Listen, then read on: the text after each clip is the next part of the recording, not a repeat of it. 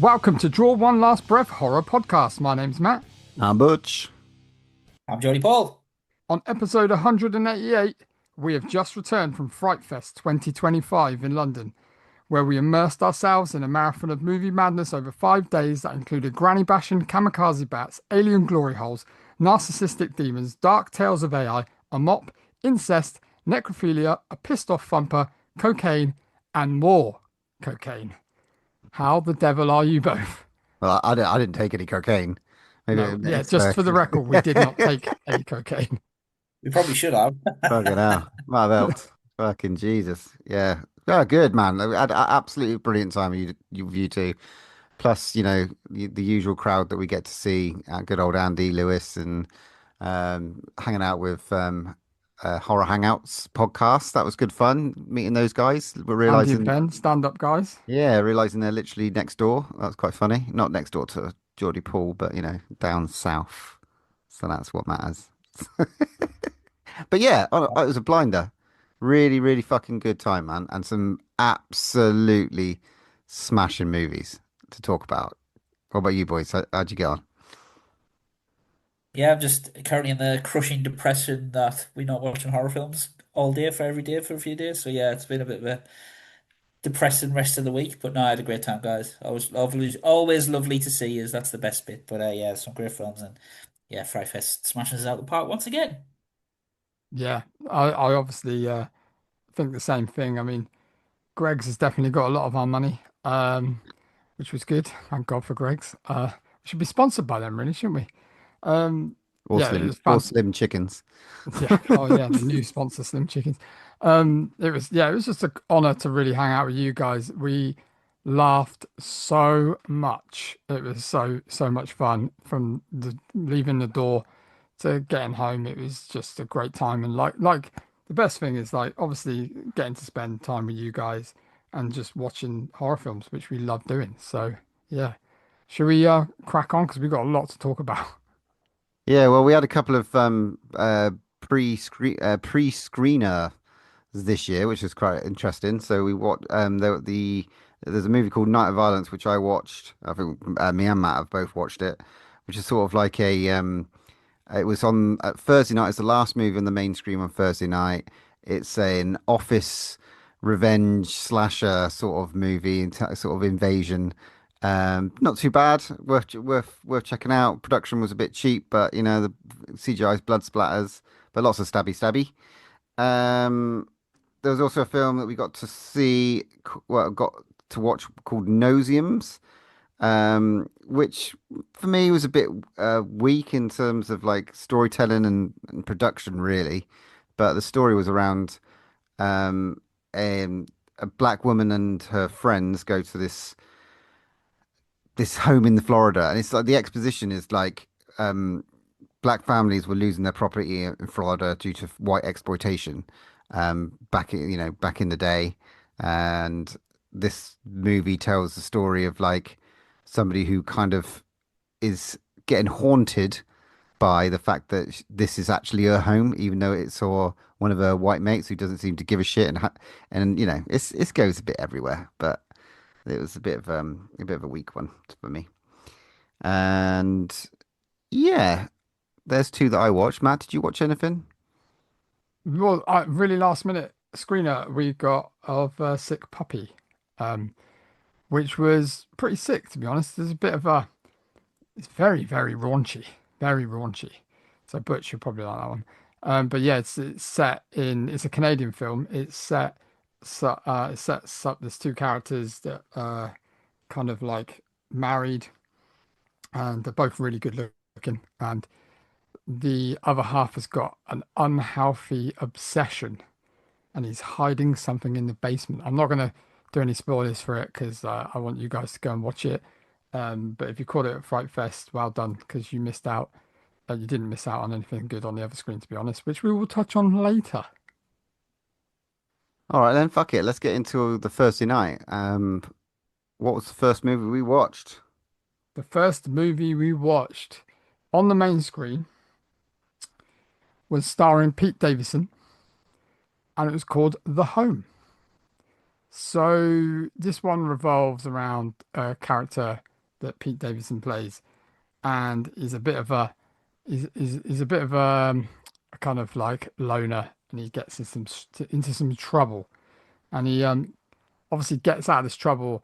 So they tell him like basically you can go and work at an old people's home to kind of like get out of not going to jail, and he basically goes to this old people's home where something a bit weird's going on. Now, I will put out a warning that we will probably spoil some of these movies, so if you do want to go and watch them, I suggest that you just skip this part. Or if you're a Frightfester and you just want to dive deep into what you watched and you watch the same as us, then maybe you want to keep listening.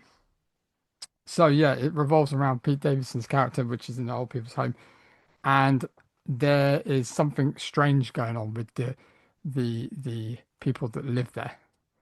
Um, I quite like this. Don't know about you guys. What did you think? Um, I don't know. I thought it was quite slow. Obviously, we watched a film a couple months ago called The Rule of Jenny Penn, which was also set in an old people's home, which I thought was brilliant. This one, I look, guys, I'm not gonna lie. I don't really like. I'm not a massive fan of Pete Davidson, and he was playing essentially Pete Davidson in this film. Um, Decent concept, but I just thought it really dragged and took a while to get going. Last 5 minutes were actually really good. But there was a Some really lot good of visuals as well. Like there were some like dream sequences and kind of like some good special effects, I thought. And you're right, it did take a little while. It was a bit of a slow burn. What about you, Butch? I don't know. It felt like a proper like festival movie for me.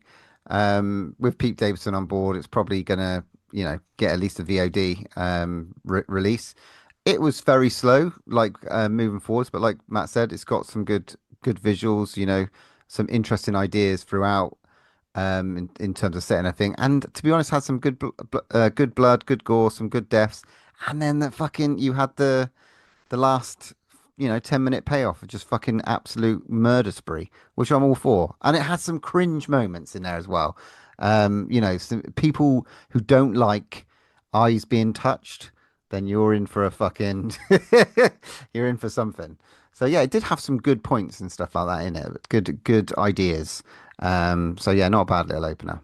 Pretty well shot as well, I thought, considering it is a lower indie budget film. So hats off them for that, I think. I have seen this is getting a physical release. I have Yes, it seen is. Yeah, you're correct. It is. Yeah, good poster on that actually. I saw that one. Good poster. Hmm. So, it could pull some people in with their love of Pete Davidson. Who knows? So I see some it. You see never know. a little bit of a future in it. How are you rating this then, boys? 5 out of 10 down the middle for me. Yeah, I think I agree with that. 5 out of 10 for me. It was average for most of it, but I gave it a 6 on the day, and I'll stick by that just because that last little 10 minutes of fucking him walking around them going to town on Don, but because we had John Glover in it as well from Smallville and loads of others. So there's a few people that popped up into it. And He there was was very good. He was yeah, very good, I thought. and somebody got thrown off the top of a window onto a spike. Can't go wrong with that. So yeah, about 6 for me. Don't go in that house, bitch. Okay, so the next film, flying straight into it, took a little break and straight back to the cinema, was a film called Cognitive, but spelled slightly different for a cheeky AI in the middle of it. So this one is a film obviously about AI. It's a new startup company has basically created this new AI program, which is going to essentially take over the world, or it's going to be the new thing. It's run by some guy who fashions himself as the new Steve Jobs. Um, so they're just about to launch it. You've got the development team kind of like doing all the tests and pre-tests and the launching. Uh, and basically, it is just about the AI program becoming sentient before it should be, and it's basically manipulates the people in that office, or well, the CEO essentially, to start bumping them off one by one. Um, yeah, so that's kind of the premise of it.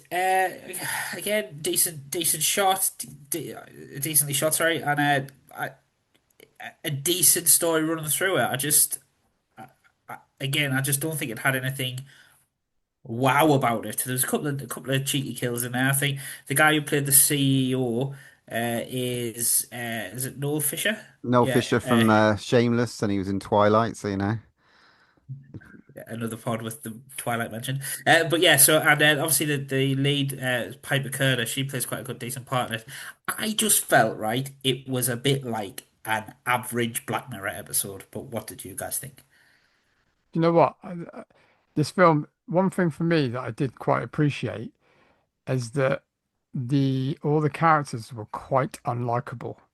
Literally every single one of them pretty much kind of pissed me off. And I think that was what they were going for because they were like, it is poking fun at AI. And I did know that the director obviously used absolutely no AI in this movie and he stressed that, which is, obvious, hopefully.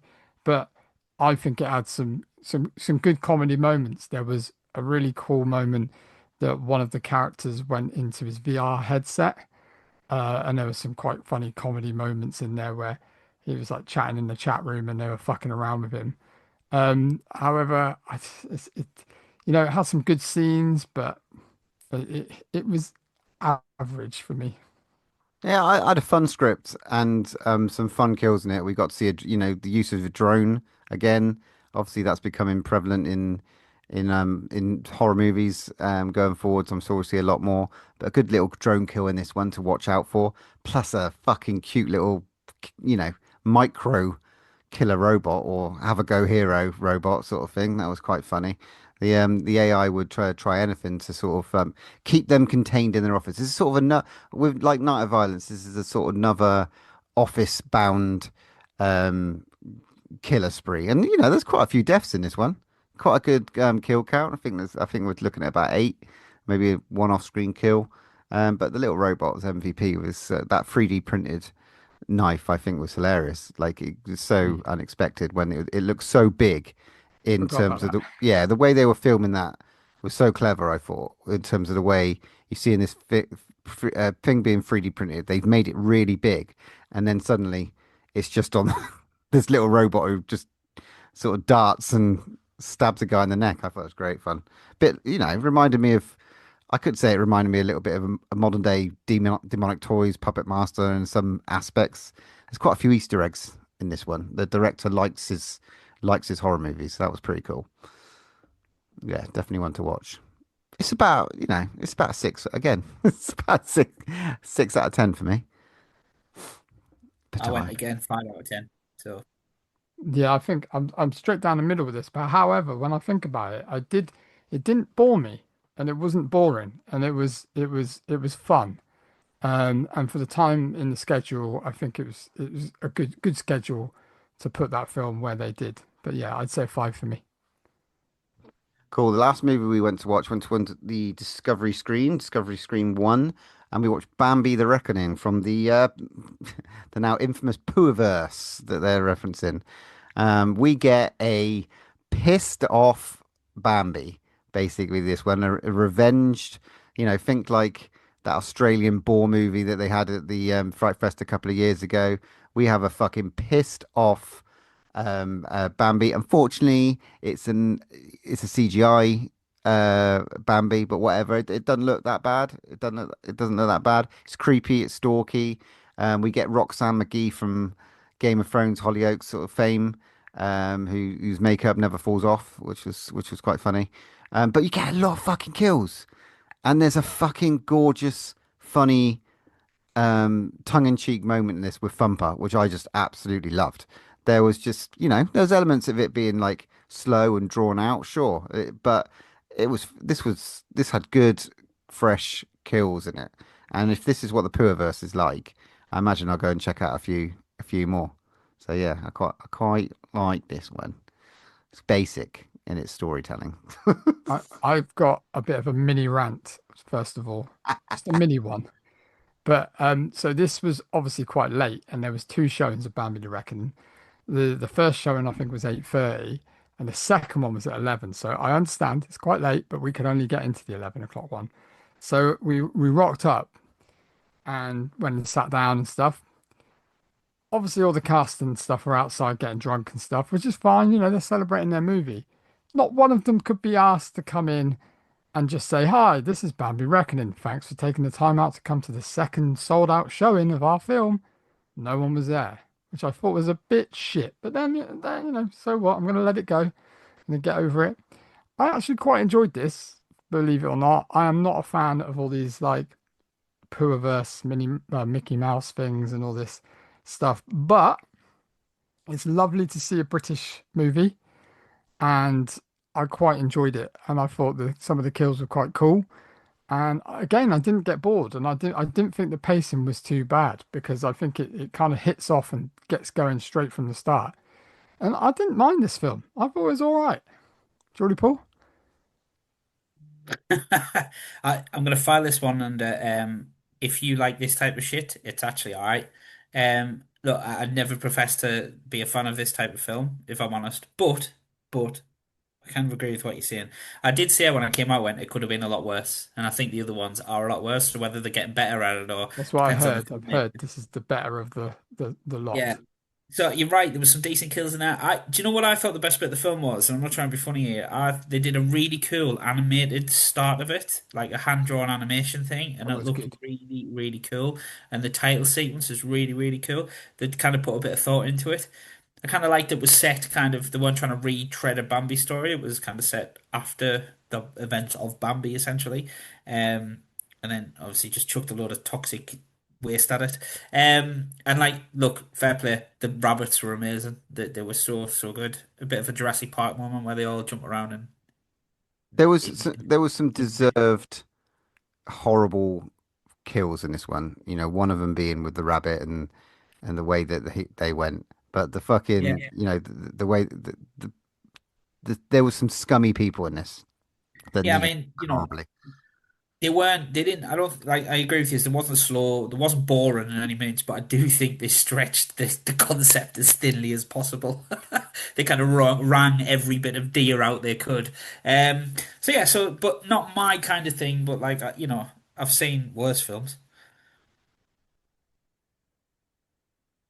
4 out of 10. Yeah, It's never I'll probably go a little bit more. I quite enjoyed it. The more I think about it, I think I'm going to go for a 6. nice. It's an average. It's a six for me. Um, Considering it's so late as well. yeah, I was obviously entertained because I didn't fall asleep once. love a monster movie. Needed to see this sort of movie here.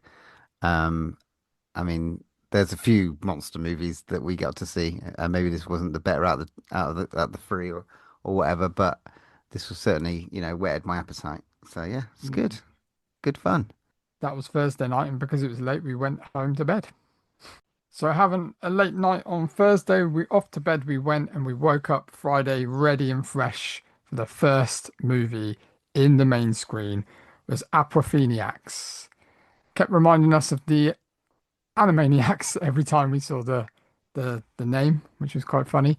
But I'm going to give you a little kind of rundown of what the kind of name means. So it's derives from apophenia, which is a human tendency to find meaningful patterns or connections between unrelated or random things. So this one, so this one was about again is kind of deep fake videos and AI and stuff like that. So it's a really, really clever film because it's one of those films where it has certain acts and a storyline, and then they all kind of intertwine, which I think is really hard to do as a movie anyway. But to do it how this was done, I thought was really clever.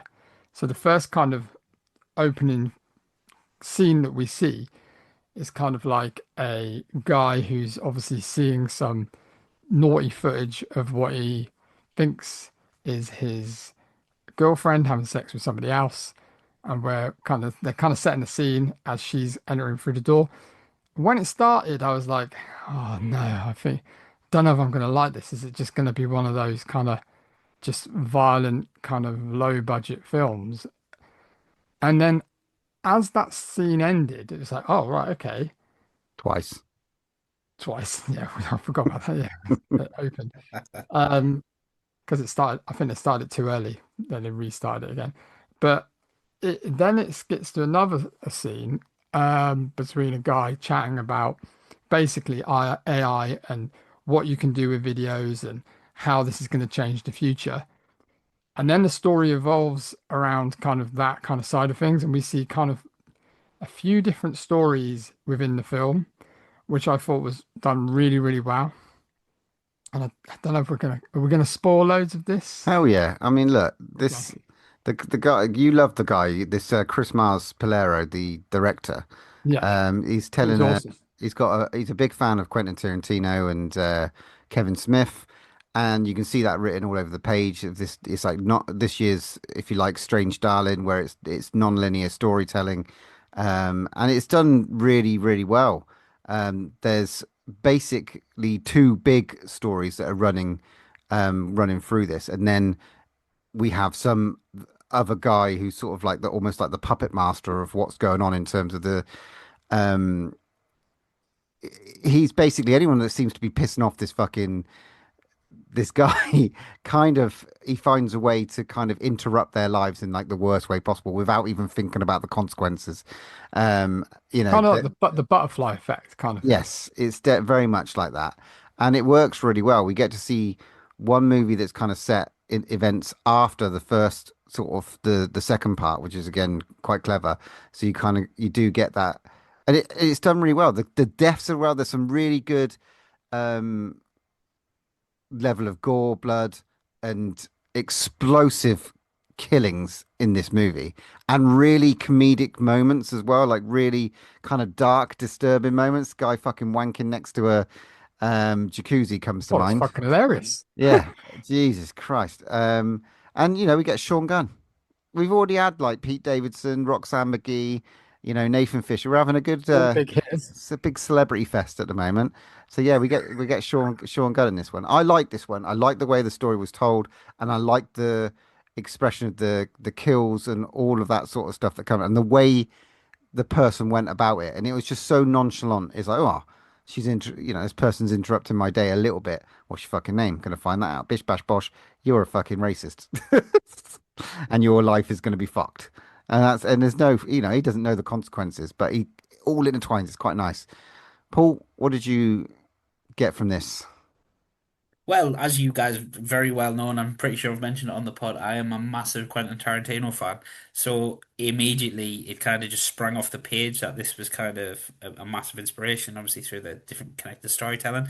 Um, yeah, I think I said at the time, actually, when obviously you get the initial reaction, don't you, when you finish a film, and then you kind of have a think about it. And I think talking to people and getting different opinions, I kind of appreciate them more than I kind of did at the time.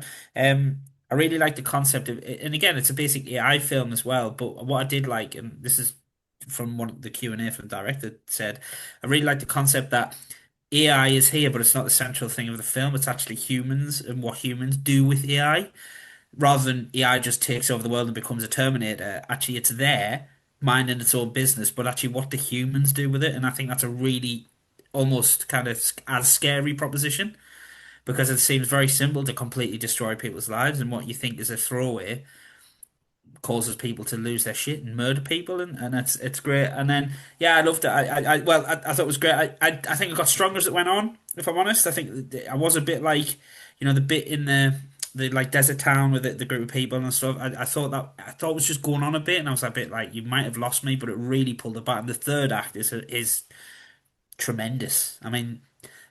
There's Sean Gunn you mentioned and plays a costume designer, shall we say, but for cosplay, and it's like really high end stuff that which is ironic, you won't be able to get into a fucking convention with because it's all real shit. But it's amazing, and actually, what they do with it is really, really clever. Um, and I just thought, yeah, it was really, really good. I still think there is a 10 out of 10 film in here somewhere. I really do. I really, really do. And it was little things we talked about, like the girl starts using all the cosplay weapons at the end. But I thought it would be really cool if she'd have got dressed up as a superhero because there's like suits of armor in there. I thought it would have just been another nice little touch. Um, and then yeah, but yeah, very very good, very very very good, very slick. And for someone who's it's their first feature film, it First went down feature as film, and well. then Matt found out that this guy had been literally done so many music videos. Yeah, big time Yeah. movie videos. A But lot it's of a lot of film directors, that's where they get their start, you know. but props to the writing because there was some brilliant monologues, there's some brilliant acting in there as well. So, yeah, very, very good. And he said to Matt spoke to the director, and he said to Matt, "Did you notice the Kevin Smith bit?" And it's so deep cut, it's beautiful. So if you're a Kevin Smith fan, listen to this. Go and watch it, Appofeniacs, and really have a look out for the Easter eggs because I wouldn't have got it. No, but Yeah, it's clever. it's very clever. So it's just fucking really cool little movie, man. Really well put together, and I hope that this one gets a push. Out of any of the films that we saw, there's a couple. This one was one of my top five, definitely. So yeah, really enjoyed this one. Scores. Scores on the doors for me, it's an 8 out of 10. It's pushing towards the higher numbers. Definitely going to be an interesting one for discussion at the end of the year. Because it is a full on, it is a full on horror, definitely. I'm going to give it a 7, guys, which is still, I think, a decent mark. But there are a few bits and bobs that I would kind of do. I would think it would be a better film if they change a couple of bits. But look, very, very good, very, very enjoyable. I really enjoyed this one. It's probably one of my favorites of the whole festival, and I've seen it in a lot of people's top tens and top fives of the festival. So it's getting a lot of love. And it was an opening movie, and I think it deserved more than an opening movie. I would have put this like second to last, if anything, or I just think it was a great movie, and it tied together really well, and I really enjoyed it. So I think I'm sitting on an 8, but it could be a 9 with a rewatch. But yeah, I thought it was great. I thought it was fantastic. Nice. Don't go in that house, bitch. Right, moving on to our second. We got out of the main screen and we went to see another Discovery and went to watch a film called Human, which was directed by Matt Stewart in his amazing multicolored Crocs, starring the amazing Jackie Kelly. This is really good fun because we had quite a few of the crew, the cast of the all the movies that were sort of hanging around for the whole weekend. I know these guys hadn't been to London before, and this is another thing where you got that whole. This is kind of like a bit. This is very DIY horror. That's what I say. It's contained. It's one location. It's set in um, a sort of studio.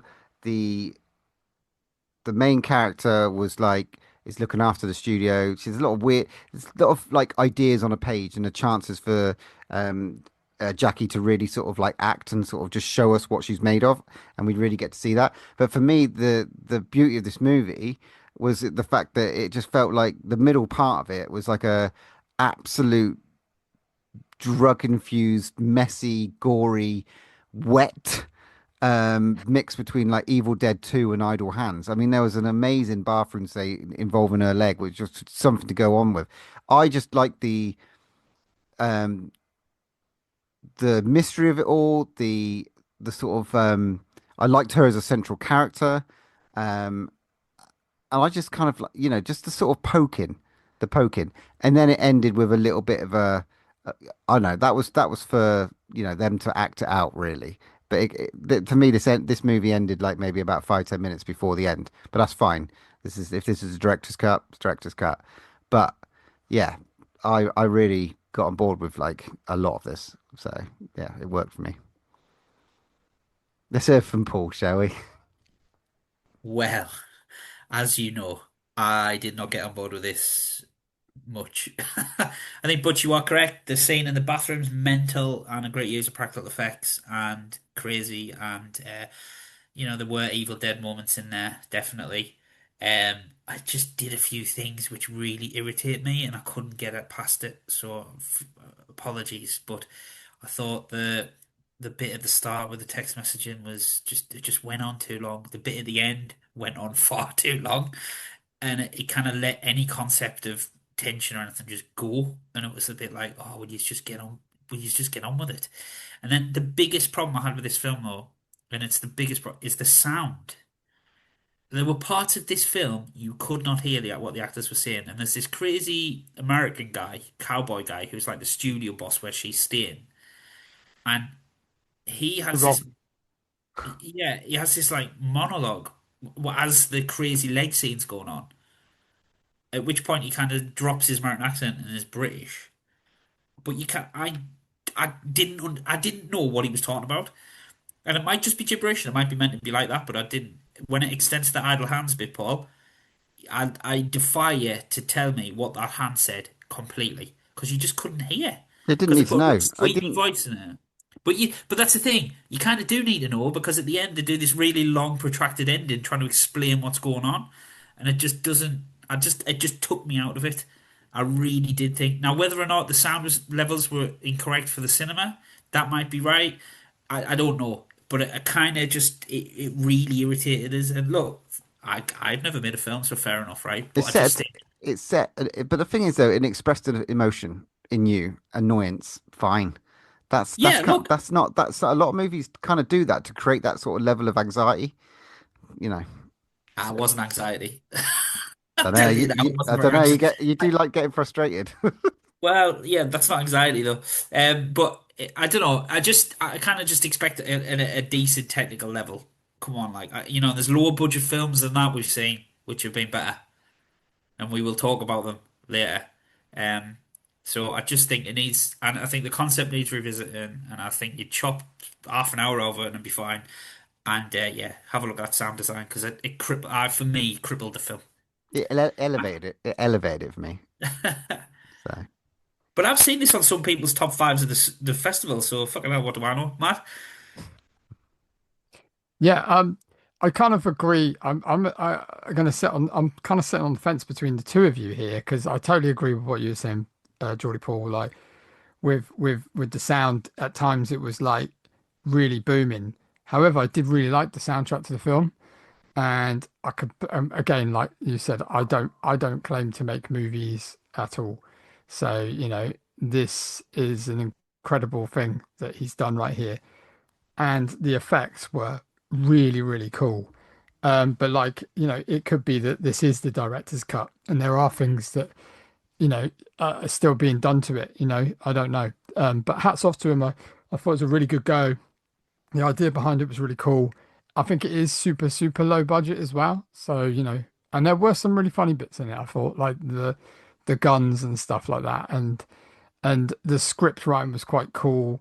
I thought it had a real good edge to it, and I think it kind of also brought it into light about the struggles of like film studios. And the director did come out at the start and said like some of the things in these films actually happened in in my life. So, how I suppose sometimes studios can be a bit demanding and hard work, and living on set and breathing on set and spending time all day with people, and maybe some directors out there take kind of advantage of that situation. I think there was some beats of that for it as well. But yeah, I quite liked it. I thought it could do with slimming down a little bit. But yeah, it's good fun, great effects. So for me, I'd say it's probably a 5 out of 10. I'm going to give it a 7 for me. I kind of really like this one. Yowzers. Sorry, lads. Well, I'm giving it a three. So polar opposites there. Not well. Ooh. Divided the crowd. But yeah, no, not for me. Not for me. But it's good that it's so divisive. I think that's cool. That's the sign of a good film, big time. 100%. Yeah, and then the next one was a Serbian documentary, which we didn't go and watch. Yeah, we Well, no, cheated on actually, Frighfest. we skipped two, didn't we? We skipped Transcending Dimensions, which might have been really up Paul Street, and then uh, this Crush, which definitely wasn't my street, yeah. Serbian documentary we didn't watch. So we did skip it, but we did cheat on Frightfest, so apologies. We love you, Frightfest, but we just couldn't resist your this sultry film that was at the cinema just up the road. So we went and saw Together, starring Dave Franco and Alison Brie. And we're not going to talk about it in this one. We're going to save that because it's obviously not a Frightfest, but we'll save that for the next episode. Um, but if you haven't seen Together, please go and see it, and then you'll know what we're going on about next episode. So, what was next?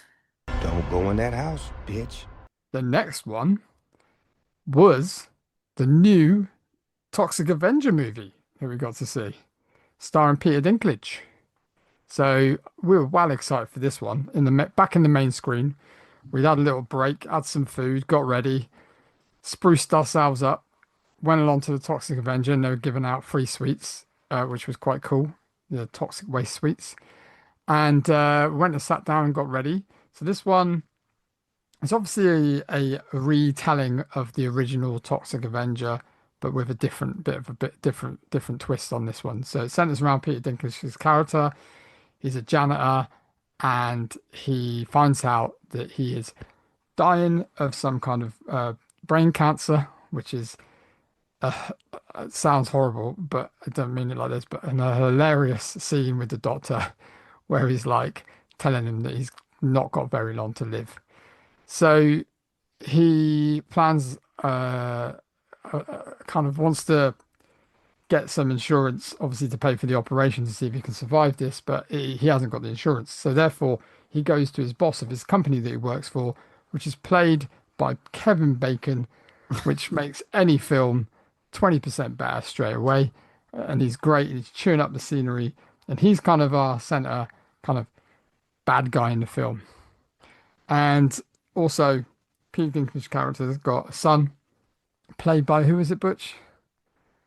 Jake Jacob Tremblay. Jacob Tremblay Jacob Tremblay, that's it. from like Room and Yeah, Predators. yeah. which he was Predator. okay. And yeah, so he wants to do everything and anything for his stepson because his wife has passed away.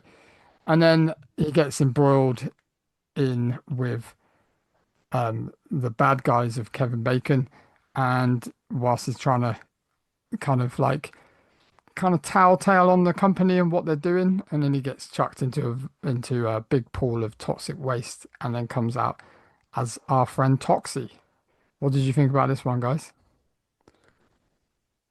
I mean, this is what I was looking forward to watching. It's getting a proper cinema release. It's out on the 29th, so by the time this comes out, you would have had a weekend of this. It'd be interesting to see what it does in numbers. Just stop Um, there as well. I believe they showed this as a secret screening, so a lot of people probably seen this who have Lovely. gone to those. Well, like you said, good. It's massive, massive cast, including what's her name from Gavin and Stacey, Julia Davis from Gavin and Stacey. Elijah Wood plays Kevin Bacon's brother. It's really Unrecognizable, Elijah Wood. wow, not quite the penguin. It's just right. So this for me is just like proper slapstick, schlocky, not quite a trauma movie, a nod to trauma more than anything else. It doesn't have that sort of like complete gooey goodness that we sort of see. It's got a little bit more, I'd say it's got a bit more of a sheen over it. It's got that CGI-ness on it. Oh, Not you're as admitting that now, yeah? but the monster's cool, Toxie's cool, Dinklage is cool, and it's fucking good fun. It's a fucking popcorn movie. It is just good fun. Do you take all the elements of the stuff that you sort of really want them to put in, like all the practical effects, like that stuff that we really love from like Class of Nuke High and the original Toxic Avenger, and all the rest of the trauma movies we get. There's still a lot of wrongness in the dialogue. There's still a lot of wrongness on screen. And Dinklage does a great job with that dialogue. Kevin Bacon does a great job as a cheesy bad guy. And it's just good fun. I had a good fun on a Friday night. That's all I wanted. Paul. Yeah, look, I mean, again, like trauma is again not my bag, but I don't really think this was a trauma film. I think the probably caught in this. I think if you're a purist of Toxic Adventure, you're not going to get on board with this, or you're going to get on board with it to a point, or you're going to think, well, what was the point in what doing that if you're not going to go full Toxic on it, right? But I think they're making a mass audience film here. I don't think they're going for a niche Frightfest audience. This is a big cinema release, and if they're doing secret screenings and stuff, they're trying to push it. And I think to a mass audience, but imagine being 15-year-old and going to watch this. You're going to absolutely love it because you haven't seen some of the stuff that we've seen. You haven't seen some of the stuff. So this is perfect. And like you said, people are going to lap it up. And I had fun with it. I did. It was funny. It's a funny film. Um, and I wasn't, like I said, I wasn't coming and going, or if it doesn't stick to the trauma tropes, I'm going to be. So I did. I had fun with it. It's not the greatest film that's been ever made, but I don't think it ever attempts to be. And like I said, there was enough funny bits in it to keep me entertained. And fan of Dinklage, I fucking love Kevin Bacon and chewed the scenery up every time it was on. Um, and like Elijah Wood kind of played that little henchman thing really, really well. There's a scene with a chicken-headed big man, and when that gets revealed, that was the best bit of the film. It was fucking hilarious. Um, I enjoyed it, Butch. I really did. And I think if they did do it for the purists, right, and there was a lower budget on it or whatever, I might not have liked it as much. So yeah, spot on.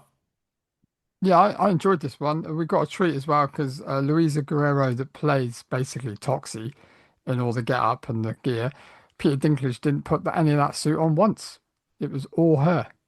So yeah, and no wonder he signed up. He probably got a massive, massive, massive paycheck to do a bit of voiceover and a little bit at the start. So, but yeah, That's she a came shame, out. though, to me. That's a bit of a cop out, though, that one. So, Yeah, well, she came I out. mean, She great for her, but Yeah, she came out and did a little talk before. She was really enthusiastic about it. About it, she seemed really lovely. But yeah, I mean, yeah, I enjoyed this movie. It did have some funny bits. I was a bit annoyed about the CGI blood bits. I could just make it a bit more practical on the side of things. If you do want to give the biggest nod to Troma, that's what they should have done. However, I know, this is quite a big studio movie, so maybe some hands were tied. I don't know, but it did what it says on the tin. It wasn't my best movie of Frightfest, but I enjoyed myself and it was a laugh. So for me, it's probably a 6 out of 10. yeah, I'll go with six. I'll go with six. Yeah. I had a little bit more fun with it. I'll go for a 7 on this one. I had a lot more fun. And yeah, it did what it needed. A great, fucking great soundtrack. Lots of cool fucking music attached to this as well. So there we go, Friday night. I mean, we thought this would be the like, yeah.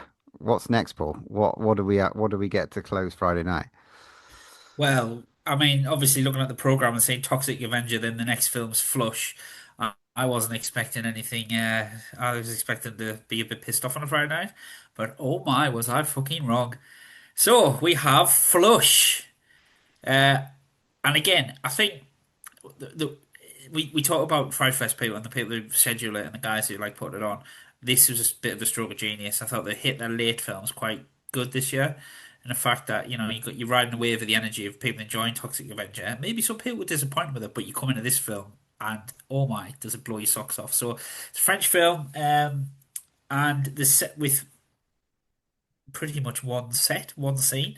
You got a guy, Luke, who is a bit hapless. His life's fallen a bit apart a bit. He's kind of taken too many drugs and gets on the wrong side of a gangster in the middle of this toilet, and basically, for want of a better word, gets his head stoved into the toilet and stuck. And hilarity prevails from there, Now, I, guys. I didn't know that I've never been to France, so I didn't know that these toilets existed. So don't think your normal porcelain toilet at home. I have just to interject there. My brother-in-law is French, and I asked him about it just before we came on the pod because I was like, "Is this just a standard nightclub toilet?" And he says they are called Turkish toilets. Right, I can okay. confirm you do number ones and number twos in them. Oh, Yeah, fucking hell. yeah. And he Good said core he exercise. said he hasn't seen one of them for donkey's years, so I think it's kind Okay. of an Maybe an old older thing building. in France. Yeah, so Yeah. yeah, that's the toilet. But yes, he gets his head stoved in and gets stuck in the toilet. And from there, it just is bonkers. So yeah, Now, what do you think, guys? the concept of this is ridiculous. And, the title Flush, you just think the synopsis, guy gets his head stuck. And you're just thinking, how can they do this? It's just like this is ridiculous. And oh my God, it's literally so cleverly done. I mean, obviously it's like a flat toilet and his head's obviously stuck, so it's like smashed through. He can't get it out because, if he pulls his head out, he's going to rip his like literally face off everything. It's like he is trapped under there, and it's just so clever how they've written this story in this tiny little self-contained cubicle. And how long was the film? What, an hour and 20, something like that? Yeah. It was quite short, but So cleverly done. So cleverly done and hilarious. Butch? Yeah, I mean the story of this the festival, like sometimes it's self-contained horrors and what you can do with less, and there's a good story in the whole festival in terms of what you can actually do when you with a location that's like how much can you get out of something where you're just there, and there's no second scene of somewhere outside the toilet. This is in a fucking in a loo, with a shitty door, a disgusting toilet. What is in the gutter behind? You've got so many different ways to torture the torture him and us in what's visually is on the screen, through like fucking weird ass glory holes. I mean, literally, we were crying at one stage. This little Willy that they actually fuzzed out, and that he was trying to hit back and forth and stuff like that because this guy was trying to. A xenomorph glory hole. Yeah, Xenomorph Glory Hole. I mean, very apt at the moment. Um, oh, it was just there was some hilarious, but also it was quite disturbing because you had the fact that when he did get his because the nightclub owner is a cunt, and I mean they're all cunts. There's no redeeming characters in this, maybe apart from the poor girl on the other end of the phone, his daughter. But when he gets his head stomped into the toilet, it's visceral, not irreversible visceral because it's kind of off screen, but the result is, oh fuck, okay, that is crazy how they've managed to pull that one off.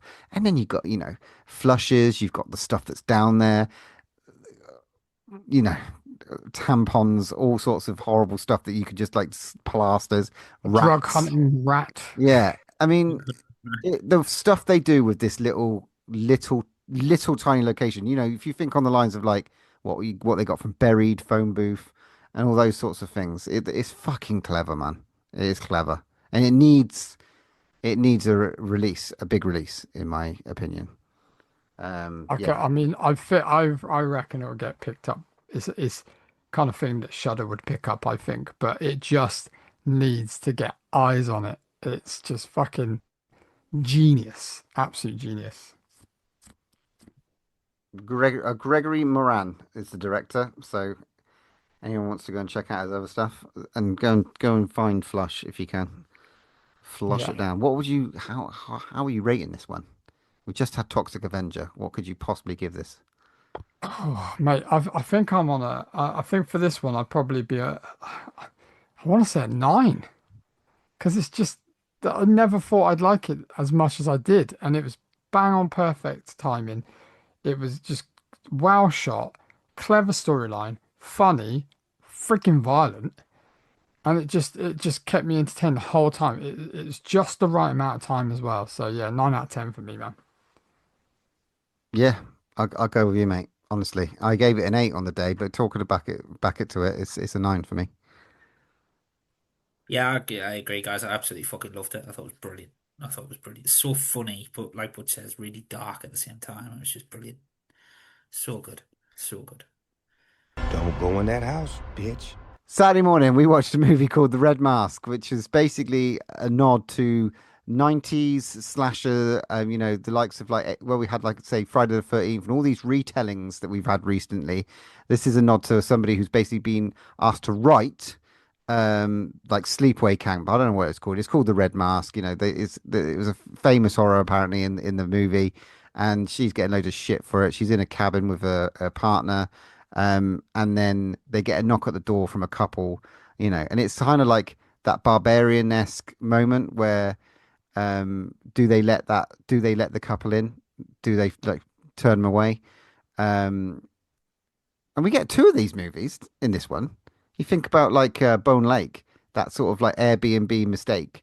And it's okay. This movie is great, some really fun dialogue, some really fun kills, some really fun characters, and really fun moments.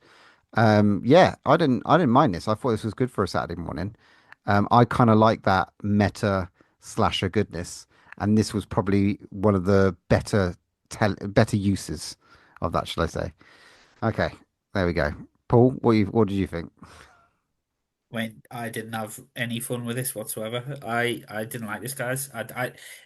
Right. It's all about toxic fan base, isn't it? It's about like, oh, you can't. So we need to pick the person that's going to continue a franchise on and all this type of stuff. And we the fans must control our franchises, right?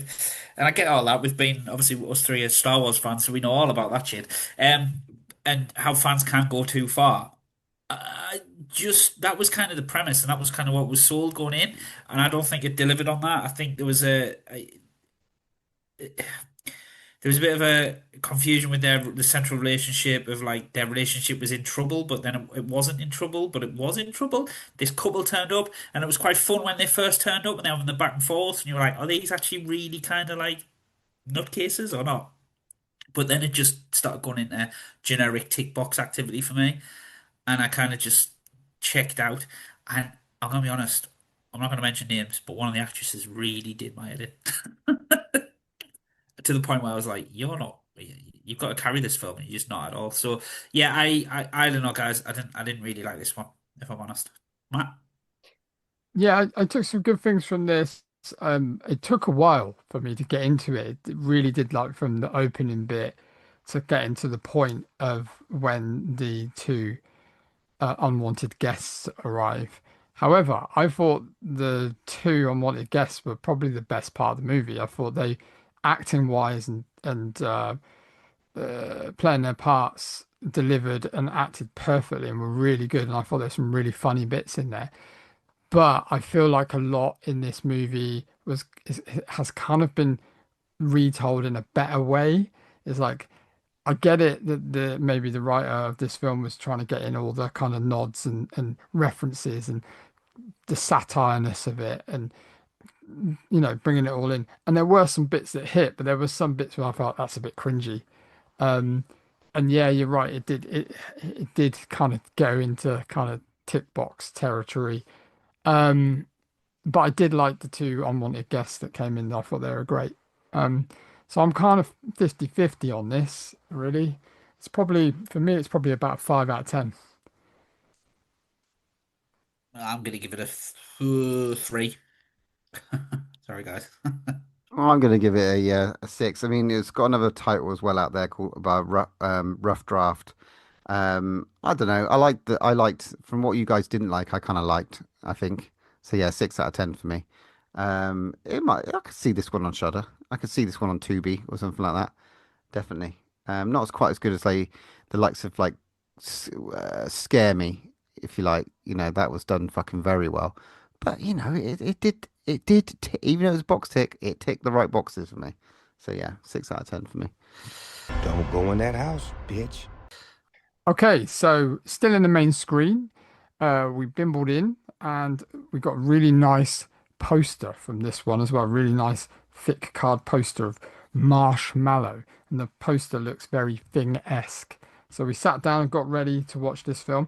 This film centers round a character called Morgan that it's a weird one because I thought this was kind of shot in the 80s for a minute.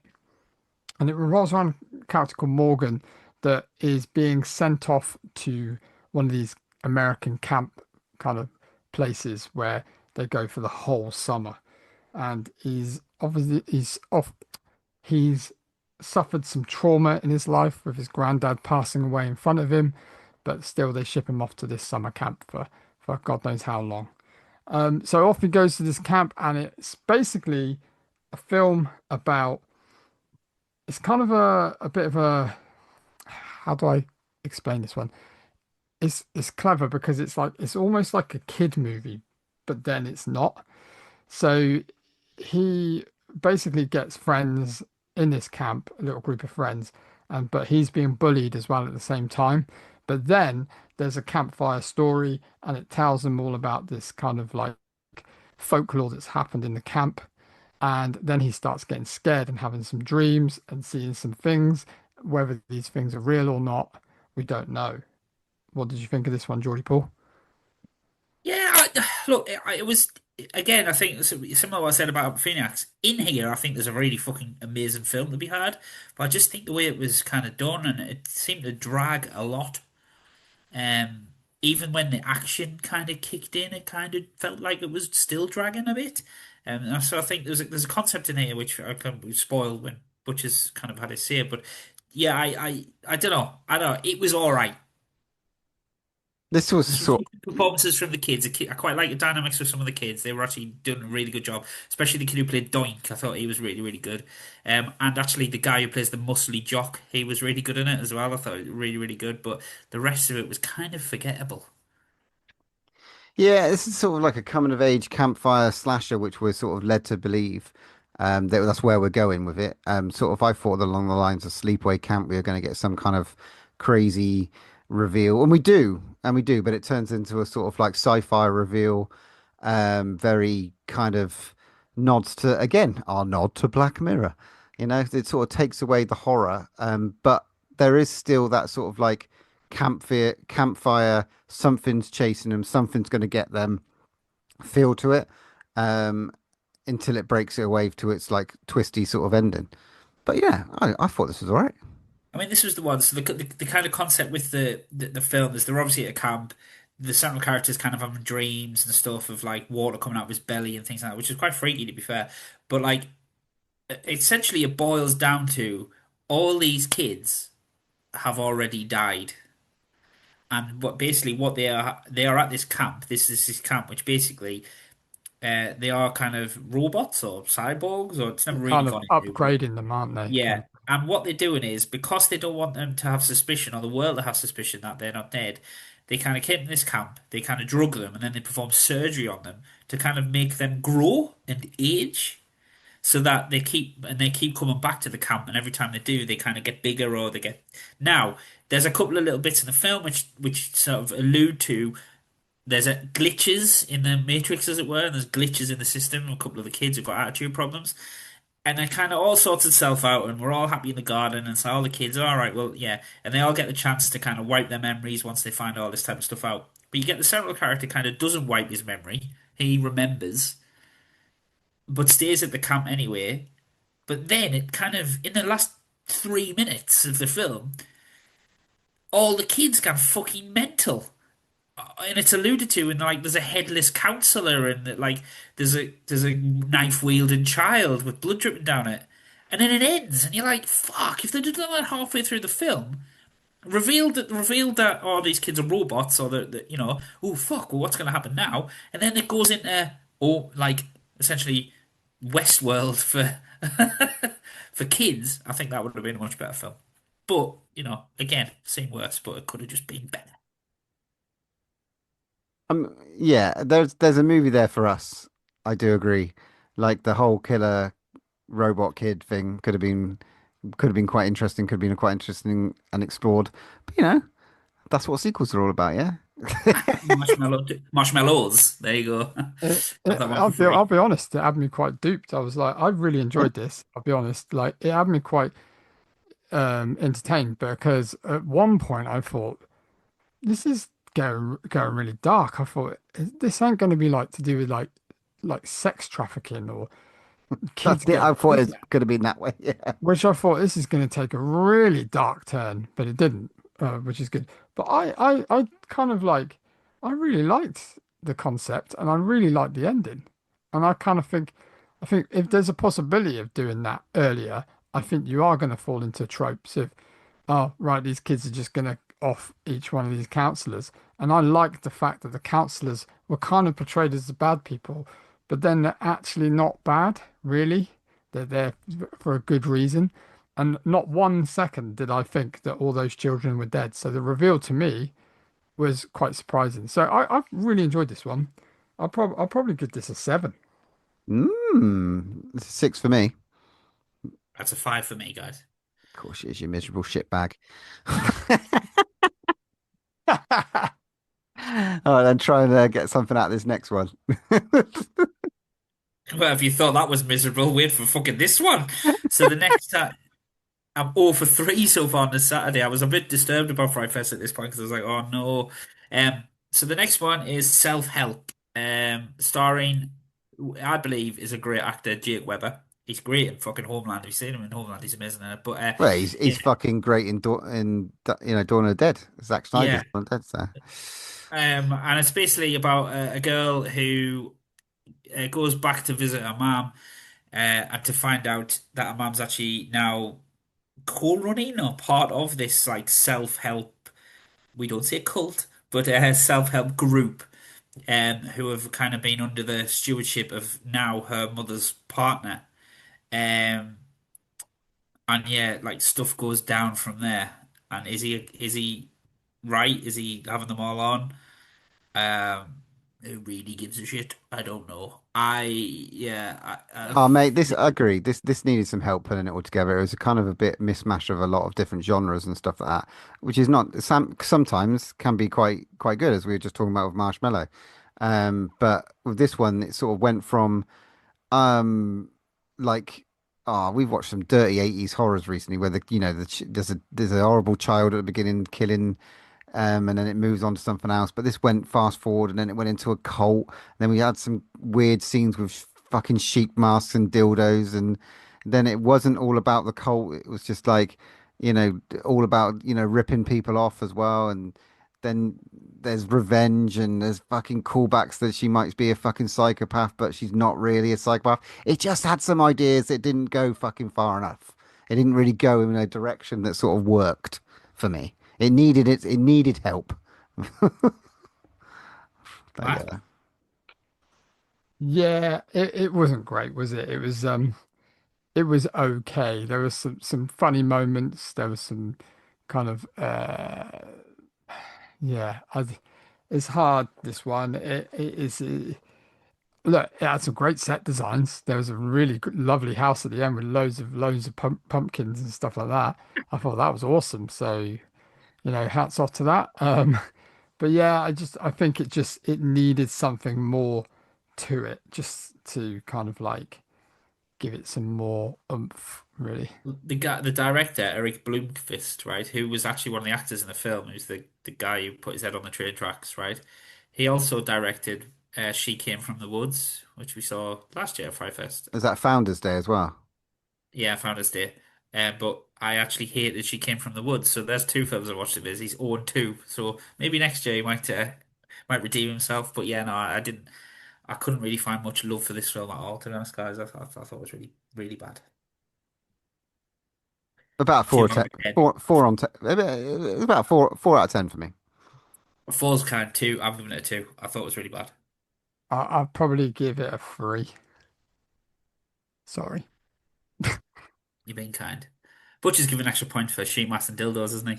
Obviously. Which Um, is the name of Butcher's new podcast, if anyone wants to check it out. well, yeah. All right. If you want to go on Sheep Mask and Dildos now. Don't go in that house, bitch. Time to talk about the Saturday fucking night movie, Jimmy and Stiggs, man. Joe Begos's Jimmy and Stiggs. We first saw him, his work a while ago now. Bliss was just fucking phenomenal. Since then, we've seen VFW and Christmas Bloody Christmas. Absolutely love this style. I am a big fan of punk rock and roll, sort of DIY, crazy fucking horror. This is when we're talking earlier about, self-contained horror and, stuff in a toilet, stuff in a studio. How about writing, starring, directing a movie during lockdown in your apartment? Bring on a SFX crew to create some fucking wacky, crazy aliens, and then just fuck your apartment up as much as you can. Right? This is a complete labor of love, and it's underneath the. It managed to get under the new Eli Roth banner, which is called Horror Collective. Horror Collective. And there's a fucking lovely behind the scenes at the end of this. At the end, this was fantastic.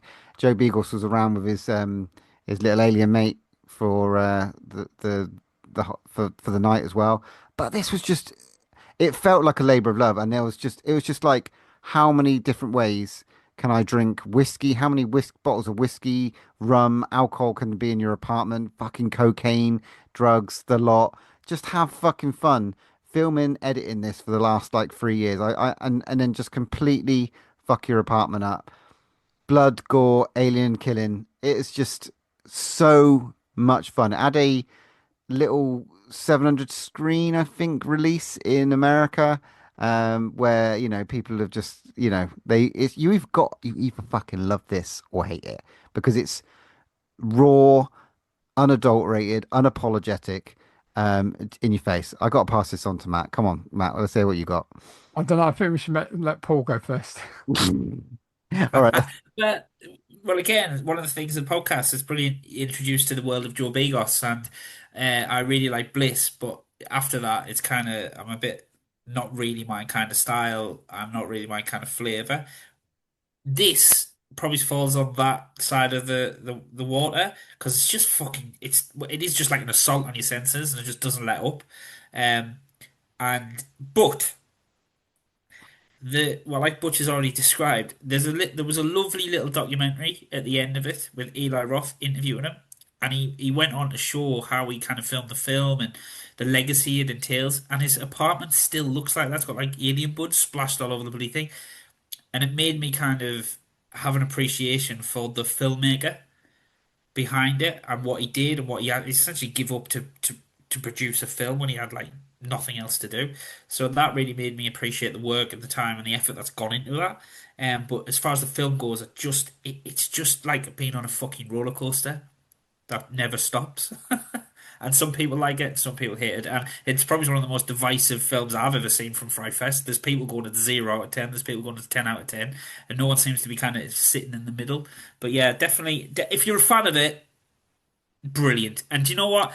I thought I thought Joe Begos was really down to earth, and he kind of, from what I've heard and what I've seen talking about, he appreciates the fact that not everyone's gonna like this, but I don't think he gives a shit. This is him, and that's what he's about. I don't think he's gonna compromise for anybody. So yeah, Matt. Yeah, so I agree with both of you really, but to be honest, it's like this obviously this has been a love letter for him, for DIY horror, showing what can be done on low budget. It was filmed during COVID, barely like just him and one other person.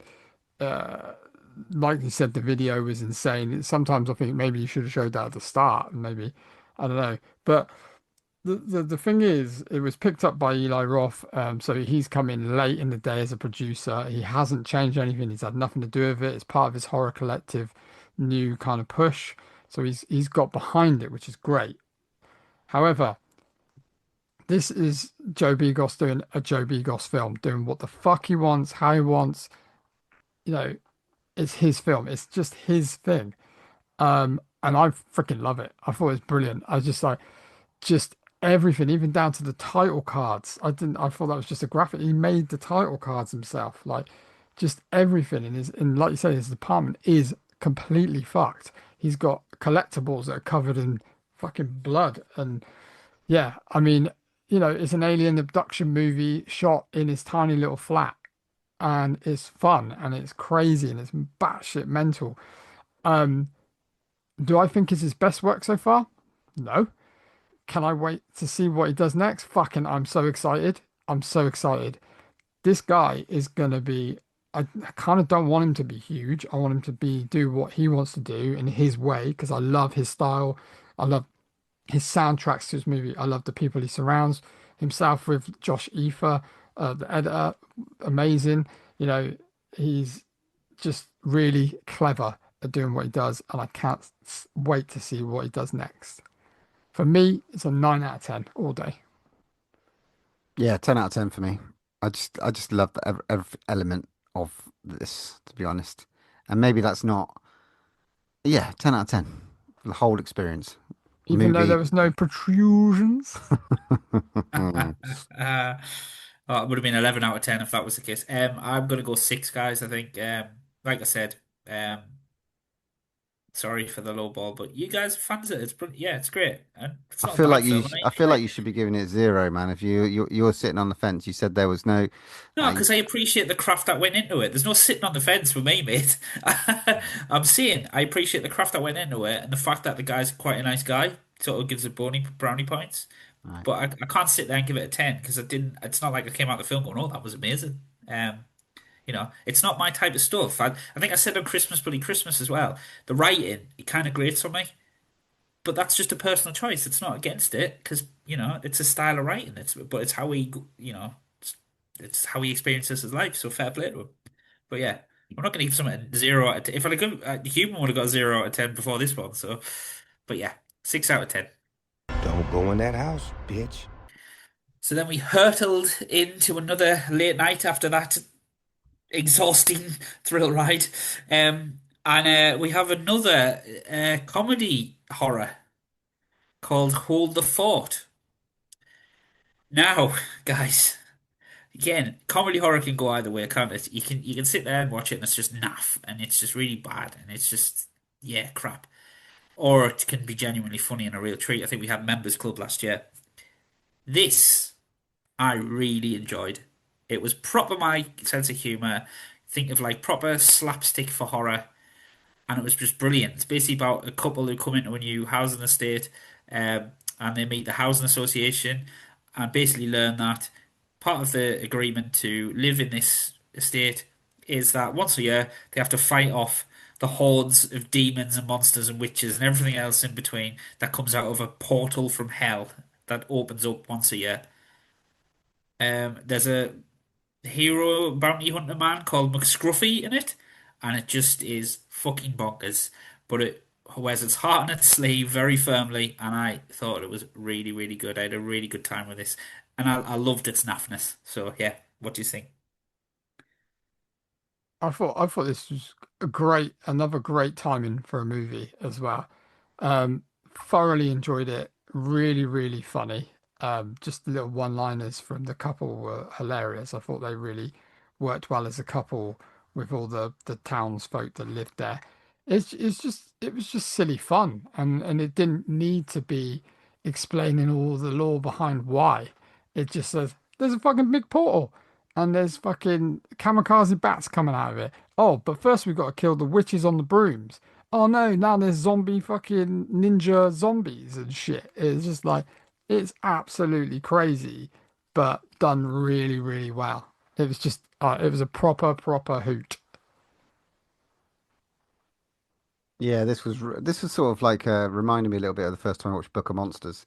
But I guess more of along the lines of like CGI, with some practical effects and some great characters, some really memorable, really fun characters, a great script, and a sort of great way of writing. That sort of like Scott Pilgrim-esque, like he obviously really likes Edgar Wright and the way that that's sort of done. But yeah, just fun.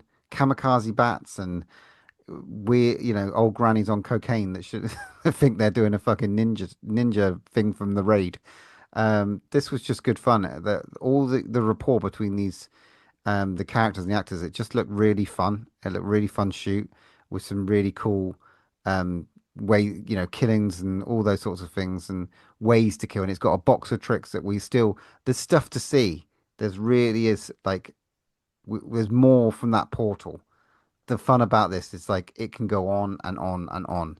And, there's more stories to tell. I really like this. For a Saturday night, I was just laughing my ass off. I thought it was great, great fun.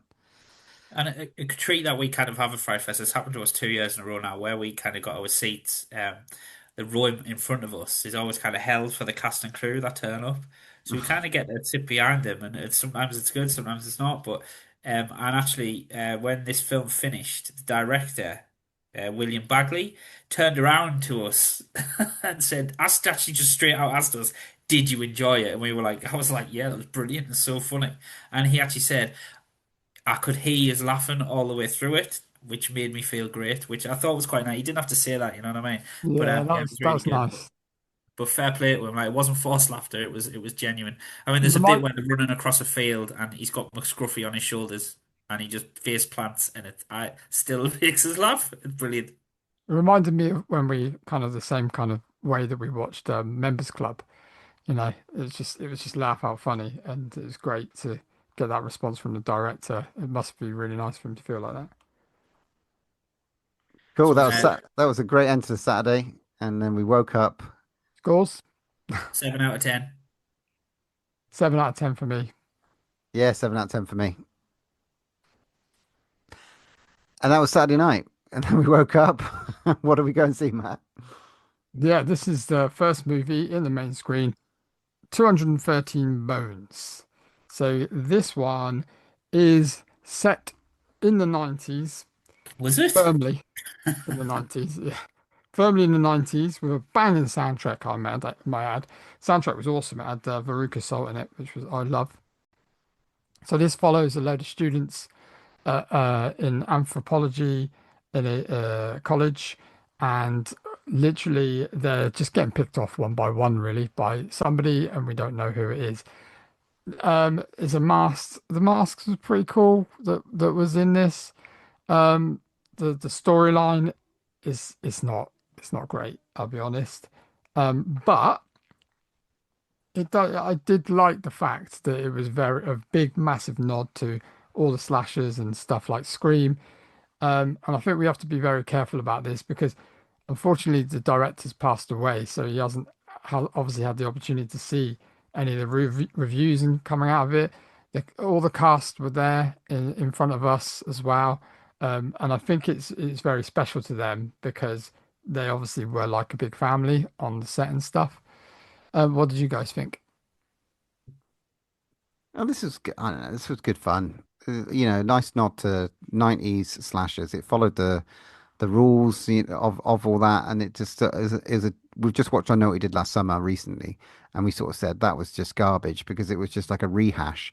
And this was kind of original. It presented itself with a new idea, with the same sort of concept, simple thing where, you know, unhinged after jilted love and all this sort of stuff, and then it's just like let's go and pop off a load of anthropology students. Why not, eh?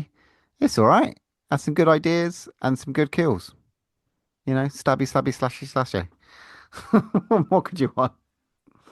I'm going to be as kind as can be about it because out of respect for, the director is obviously made. I mean, they did say he made it for fans of the genre. So fair play for, he definitely made a 90s slasher film.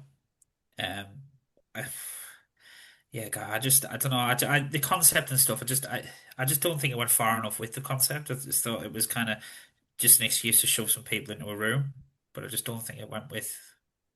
The anthropology thing didn't really matter in the end. But yeah, I don't know. I didn't really get on board with it, if I'm honest, guys. But fair play. 213 bones, probably about an average slasher, 90 slasher movie for me. 5 out of 10. Exactly, but that's not a good thing, though, Paul. Is it? You had your brilliant 90s films and then the drop off, which we've already talked about this before the pod. The I drop don't off know. was. It sits within that sort of ilk of like, I Know What He Did Last Summer wasn't fantastic, nor was the Urban Legend. There's been plenty more. My Bloody Valentine, all those 90s. I didn't really get on board. For 90s horror, I've kind of fell off the shit. It's sort of after Scream and stuff like that. They're all just mediocre. So that sort of era I prefer the 80s slashers to anything else. So, I'm not this movie's not aimed at me. So, what you rated it? 5 out of 10. I'm going to give Joyful? it a three. I think a three from me. Yeah, I mean, I liked certain things in it. I didn't think the actors were bad. I thought they did a really, really good job. Like I said, I loved the soundtrack. I loved all the 90s nods, everything like that. However, I don't, the storyline just dropped a little bit for me. It was just a bit, it's kind of all been done before, but I kind of get that it's a love letter and a nod to all those movies. So I'd say probably about a 4, 5 out. What do I want to say? 5 out of 10, maybe five, because it had Veruca Salt in it.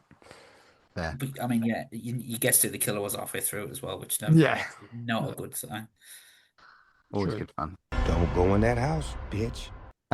Then we get to watch a little Thai horror movie called Tomb Watcher, a movie that had some really interesting J horror vibes, ghostly, and it was shot quite beautifully. The guy basically had to take his girlfriend to this awesome cabin, but as a little bit of a boot, we're gonna have all this, we're gonna have all this money. My ex-wife is money, but she's in the next room in a glass container for 100 days. We got to stay here, and it sort of watches that couple slowly deteriorate over that time, whilst being haunted by the ex-wife in some really this for me. Just to mention real quickly though, the whole reason they've got to do it is so they inherit all her wealth. I did say that. I did say that. Did you? Yeah. You, Okay, you I didn't want hear to that bit. clean your fucking other ear out. Then Um, it just didn't go far enough for me. It had some like I said, it had J horror vibes. The sort of like ghostly through under the covers, appearing in the shower moments. But I just wanted something more. Like it to be. I wanted this one to be really creepy, like The Grudge, like we've seen with The Ring. It needed to go a little bit further for me, and it didn't. So that's how I felt. I tell you what I did like about this one though. I really like the kind of structure of the film. Like, you kind of set out to it's kind of understanding the dead lady's motivation behind what she's making them do. And obviously it goes into like affairs and all that type of stuff. And because at the start you think it's a really loving couple. He does a really nice monologue about the how he'll always love her and stuff like that, and how they meet quite sweet and stuff. And it kind of gives you that almost like up montage. Picks it, I think, at the start, and you're like, oh, and then quickly he's just like, oh, hang on a second, this guy's a bit of a fucking arsehole. And he is a proper fucking arsehole as well. Actually, by the end of the film, he's really, really like it really shows him in his proper true colors, which is kind of clever that this situation has brought that out of him. And it's almost like, yes, they are haunting them.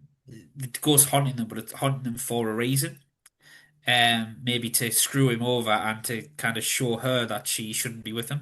So yeah, no, it was all right, but Butch 100% agree with you. It needed some real like grisly moment or some real creepy moments, like we've seen in The Grudge and things like that. So, but yeah, well, yeah.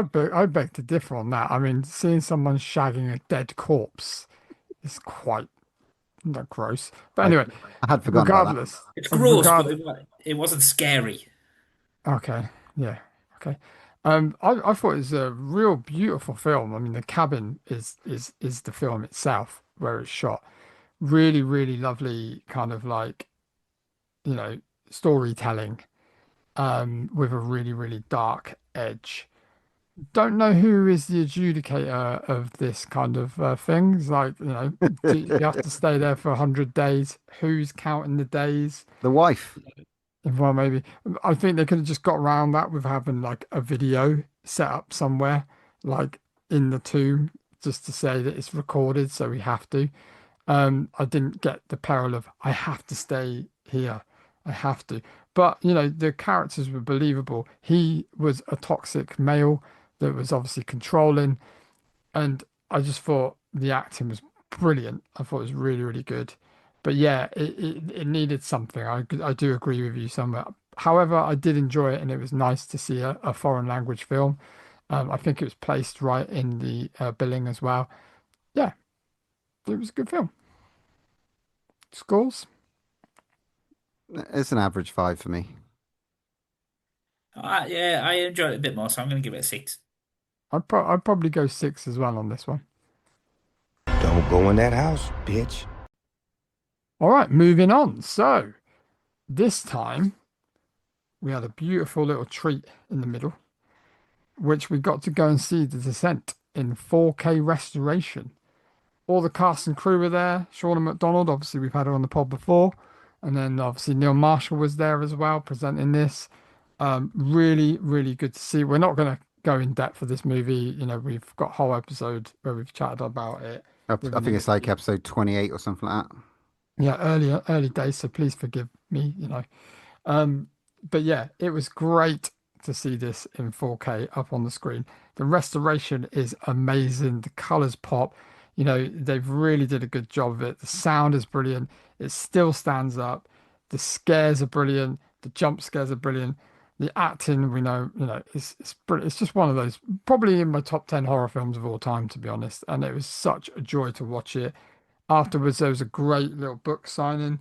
Janine Pipe's got a brand new movie, The Making of the Descent, out. And also, we got to buy the book and they all signed it, which was cool. And yeah, I had a great time with this. I thought it was brilliant. What about you? I second everything you just said. I mean, it was a nice touch with Janine Pipe being from Swindon as well. It's done a really interesting coffee table book. And it's Um, amazing. It's absolutely beautiful. done loads of cool shit in there. But the movie stands up to this day. I could watch this again and again, and I think I've forgotten so much of that out of it, even though we watched it only a couple of years ago. Still freaked us the fuck out. The gentleman next to us from Wales couldn't even watch it because he's got a scare. He's got a fear of tight spaces, so he wasn't even in this one. But yeah, yeah, loved the whole thing, and it looks stunning in 4K. I'll be picking it up when it gets physical release. Not bad from a Geordie, eh? Geordie Paul. Well, I'm glad you brought that up. Yeah, like guys, it's what hasn't been said about it. It is just an incredible, incredible film. It's a double barrel horror film. If you're not scared by the tight claustrophobic space that they make, and it's so subtle with it, it's unbelievable. But you just feel it. And then obviously it turns into a batshit monster movie at the end. And a real kind of, I forgot, I kind of, you kind of forget like the emotional depth to it as well, and all the like storylines of the girls going on here and there and stuff. And it's actually really kind of, you know, if you're gonna make maybe a female ensemble cast, like something in the water, they maybe should have watched The Descent first. That's how you do it, people. But yeah, I really enjoyed it, and it looked beautiful, and like you get to meet Neil Marshall and Shauna McDonald, and it's worth worth the entry fee, and I loved it. I fucking loved it, and yeah, I'm gonna be picking it up when it gets its special edition soon. So yeah, brilliant film. The next movie we went to watch is Bone Lake or Boner Lake, a sort of nod to 90s erotic thriller. This was fucking good for me. I really enjoyed this one. It's again, it's that barbarian-esque feel of like fear that you've got an Airbnb and then suddenly you're shagging and you're all naked and then another couple pops up and it's like this couple dynamic that they have is just amazing. I really got on board with this. Um, there's so many great ideas, so many great um, levels of dialogue, kind of naughtiness, as well as sort of like a bit griminess as well. And then it adds such a fiery end. I absolutely got on board with this. I loved the incest couple, as shall I say. What about you, Matt? Yeah, I really liked this. I thought it was really, really good. Um, I think the whole concept of the movie of like just it's essentially is a movie about trust and getting on with one another and you know what's the other word I'm looking for? Paranoia. There's a lot of paranoia in this movie. Has this happened? Is this going to happen? And you meet this couple that have come to this Airbnb and they've not been together for a long, long time. But then you find out that, you know, the husband, not the husband, they're not married. The male in the relationship has been cheated on by her, but she slept with her ex. So it kind of gives you that kind of thing at the start of the doubt of the relationship between the two, because you kind of feel that she's not 100%, but he is. That dynamic, and then you bring in the dynamic of this young, beautiful couple that are extremely sexual. And there Very. is that theme throughout, yeah, very throughout the movie, which they do a great job. And there's some really great comedy moments, especially when they discover the two locked rooms. But I thoroughly enjoyed this. What about you, Geordie Paul? Yeah, I thought it was really slick. I thought it was really, really well done. It kept you kind of on your toes, trying to guess what was going on. Obviously, their relationship's central to it, the main couple, and like there's a breakdown in their relationship essentially that, as well as the cheating, it's he wants to be a writer of kind of erotic fiction or romance novels, and it's not really happening for him. And she's kind of like now the main breadwinner, and it's kind of a bit of a cultural shock to them. And there's a lot of unresolved issues that they have. And they're not on the kind of same page as each other because obviously he wants to marry her and she's a bit like, what the fuck? And then obviously you drop these other couple in, it's just really, really, they get exposed really, really quickly. And then it kind of like comes sort of turns about at the end as well. Kind of, whereas so a lot of films would just break that couple up. This couple kind of becomes stronger for it, which is quite refreshing to see. Um, and yeah, it's great, and it goes a bit mental at the end. With I quite like the rug pull doesn't take ages because you kind of know the wrong ones, don't you? When they turn up, you kind of know that they're whereas kind of Barbarian, you're a bit like, I think he's wrong, but I'm not really sure. You kind of know straight away that there's someone up with these two. But I kind of like the way they did it. It's essentially their house. And just before the other two arrive, it kind of does that thing where they're already there and they're kind of getting the house ready for them. So I quite like that bit. I thought it was quite clever. It's But yeah, very the drip. It's very drip fed, which is very clever. Yeah. It's really good writing, really good dialogue, and I like the fact that they just kept like breadcrumbing it throughout. And then yeah, Yeah, she's a good director, Mercedes Bryce Morgan. Looking at her IMDb, there's a movie called "Come Fuck My Robot," so worth checking that one out. I bet The, you've seen that, yeah, I Butch. haven't seen that one, but the cast consisted the sort of main four. Maggie Hassan's been in a shitload. She was in *Malignant*. And We Summon the Darkness as well. One of the sort of people in that. Alex Rowe was in Fifth Wave with yeah, that was there's some horror chops around and some horror. They got some good movies, but like you said, it was breadcrumby and it was quirky. It was one of the highlights I think of the festival. Really was surprising. We didn't because of the title. I didn't really think we were walking into anything interesting, and I really was I surprised. yeah, I how do you feel about the title? Do you think that's the right title for it? Boner Do you not Lake. think it's a bit I don't know. It's like if I was to see it, I think generic horror, probably going to be about a lake where everybody gets murdered. I think not to say that it's down to the people that, you know, but I feel like it should be something a bit more kind of like, I don't know, edgier or something. Not saying it isn't edgy. I'm just saying, There's some a plethora of posters as well out there and stuff like that. oh, the posters are brilliant. Yeah. So I don't know. This feels like it should get. I think it's getting a release as well. So of October 3rd, I think I've heard, or something like that. That it's Fantastic special effects as well. I've got to say it. Brilliant special effects. yeah, it is getting a release. October there's a 3rd. great chainsaw kill. It's getting a nationwide cinema release, probably in America, October 3rd, 20. So look out for that one.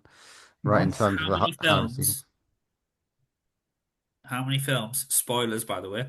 How many films do you get scrotum being pierced by an arrow? Yeah, not many. On the opening scene. Yeah, Yeah. this is a Bloody good one. hell. This is a good one. It gave us a nice little rummage. What would you rate this one? I'm gonna give this 8 out of 10 because yeah, it was enjoyable. Yeah, I'd go 8 out of 10 for this. Maybe on a rewatch 9. Yeah, I gave it a 7 on the day. So about having a re-talk about it. I think it really has got some reach, this one. So yeah, 8 out of 10. Ah, lovely little bit of enjoyment and cohesion between the draw and us both. Okay, well, let's discuss this next movie. Don't go in that house, bitch. So the next one we got to see was the last film on the Sunday, and was it worth the wait? I don't know. So this was the one I kind of on our preview I got most excited for, and it's Redux Redux. So it's basically a revenge film. There's a multiverse, and it's not the Doctor Strange Marvel Universe multiverse. It's basically a very subtle one where basically, the point of it is there ain't that much difference between every multiverse. Obviously, subtle ones, but not a lot. And it involves a lady who's basically traveling the multiverse in her little tin can, and is murdering over and over again the man who kidnapped and murdered her daughter, which is quite a dark kind of subject matter. And she's basically just going again and again and again. It's kind of like destroying her kind of identity at the same time as she's becoming a nothing person. And then she meets a young girl. She goes obviously in one of our trips to this guy's house. She meets a young girl called Mia, who's the kind of a rebellious kid and like ballsy and doesn't really know what's going on and rescues her. And then they become traveling companions, and then kind of shit goes down from there. I fucking loved this. I thought it was really, really, really, really, really good. Really good concept and really well done. What do you think, guys? I think it was brilliant. It's one of the movies of the festival for me. I think, there's no explanation from where the multiverse machine comes from, which it doesn't need, just doesn't need that. And I think that's one of the many good things about this movie.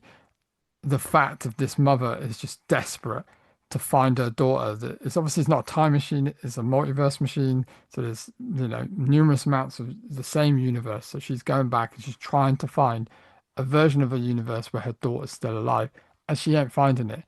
And you get to see these brilliant deaths of this horrible bastard that's killed her daughter over and over again in different ways. So stabbings, shot, suffocated, beds falling on his head and smashing it. It's just crazy. And it's just so well done. What about you, Butch? Yeah, yeah, from the get-go, you get this kind of amazing, amazing like subtlety. I mean, the score in this is fucking outstanding Mhm. right from the start, and the visuals are absolutely gorgeous. Just her with this guy, this person on fire in front of her, and then the next thing is her getting strangled but overpowering this guy. The next thing it's her locating the guy, going back and killing him. It's just like such a real, like we said, a real build of character, subtlety, and a mission. And like as this whole movie unravels with with the great um, Stella Marcus playing Mia, when that sort of dynamic becomes part of the main premise of the movie, and Jeremy Holm being the sort of main um, and antagonist in this as well from the Ranger. I mean, this just stylistically this is gorgeous. All right. This is like you said, this is for me, it is the movie of the festival for me. Um, because it just tells such a dark, twisted, but almost redemptive story. And the sort of subtleties of storytelling of how it lets you in terms of like her going to the same place, picking up the same her daughter's hair from this tin after she kills him, and she's so good at it. And it's as well as like I think there was something. There's no difference in. I think they allude to it at one time that she's probably done this probably thousands of times, and it's just through the fact that her battery's died and her battery dies on this machine and she has to get a new one. And then the explanation is as simple as like from the people that she's getting the machine, but oh, these don't die until like 1,000 uses. And you realize how many times that she's done this act, and she's still got some kind of I don't know, even though she's kind of there is an element of her being dead inside. There's still some hope. I fucking love this movie. This would be up there for my one of my films of the year. I really do think. I thought it was great. Yeah, I thought it was really clever how they kind of, when you were saying about the fuel cell, they kind of made that, they kind of explained the whole multiverse and opened the world up to like infinity. And during that, Mm. with the like, because she explains that the smugglers and there's like people runners and stuff, because people can't afford one of these, but people escape their multiverses and they pay these like smugglers to get them through. I thought all that was really, really interesting. And they didn't go mentally massively into it, but it was just enough to kind of go, oh. I really need to see more of this type of stuff. That's a really cool like concept of people basically just going a bit like saying Sliders, the TV show. It's a bit like Yeah. that where they're constantly traveling each parallel dimension. So that was really really good. It definitely got like it reminded me so much of Terminator 2. There's the bits where they're all kind of together in the desert, and you've got like John Connor and Arnie kind of having that like conversations, and you got Linda Hamilton running around the background. It smacked of it. It completely did smack of it, and obviously the teleportation kind of it all. It really did. But yeah, I thought it was brilliant. I thought it was really, really, really good. I Really, think and it's just Michaela McManus, who's this lead actress in it, is just incredible. Sorry, Matt. so it's yeah, I think it's just very, very clever from the writer as well. It's just like to really kind of bring it all together with how she does things and how she sets herself up.